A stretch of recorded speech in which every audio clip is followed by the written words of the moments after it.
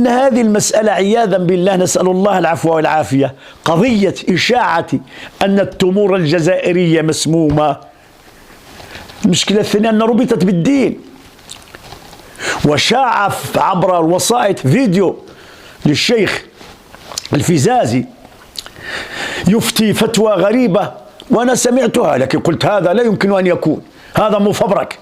والحمد لله، الحمد لله، لأننا نعرف بإذن الله تبارك وتعالى أن العالم لا يمكن أن ينطق والعياذ بالله بأمر كهذا. حتى الإنسان العادي لا يمكن أن يقول هذا.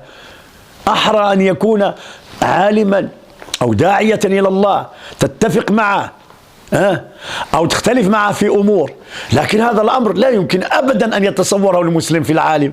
فخرج بعد ذلك يوم الجمعة بفيديو يبطل كل هذا ويفند كل هذا ويقول هذا الأمر وعياذا بالله يقول به أدنى أدنى أدنى أدنى من له إلمام بشم رائحة الفقه، فكيف يقول ذلك؟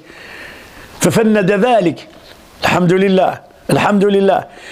إذن فأزيح الستار الديني الذي غلفوا به القضية، كأن الدين يراد له أن يحشر في زاوية عياذا بالله وسائل التدمير لا وسائل الجمع. الدين يجمع، الدين يؤلف بين قلوب المسلمين، الدين ينصح، الدين دائما دائما دائما يدفع الفساد والمفاسد والضرر والمضار على الفرد والأسرة والمجتمع والأمة، ويجلب المصالح للفرد والأسرة والمجتمع والأمة. فكيف يمكن للدين أن يكون سببا عياذا بالله في هذه المسائل التي تشاع بيننا؟ الدين عامل استقرار، الدين عامل وحدة، ماشي سيدي ربي كيقول في القرآن.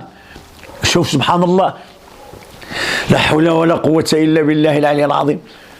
يا أيها الذين آمنوا اتقوا الله حق تقاته ولا تموتن إلا وأنتم مسلمون واعتصموا بحبل الله جميعا جميعا ولا تفرقوا. وكيقول قبلها بها يا أيها الذين آمنوا إن تطيعوا فريقا من الذين أوتوا الكتاب يردوكم بعد إيمانكم كافرين، أي بعد وحدتكم متفرقين. انظر، إذا الحمد لله جاء الفيديو لكي يفند تلك المزاعم، وهذا ظننا بالعلماء كلهم في المغرب، في الجزائر، في تونس، في العالم كله. الحمد لله. فأزيح ما يراد أن يشاع في الأمة بأن الدين هو الآخر، دخل إلى معمعة خلق الفتنة بين المسلمين. لا حول ولا قوة. هذا من أخطر أخطر أخطر ما يمكن والعياذ بالله أن ينطلي على أمة رسول الله، ليس في الغرب الإسلامي فقط، في كل الدول. لا حول ولا قوة إلا بالله العلي العظيم.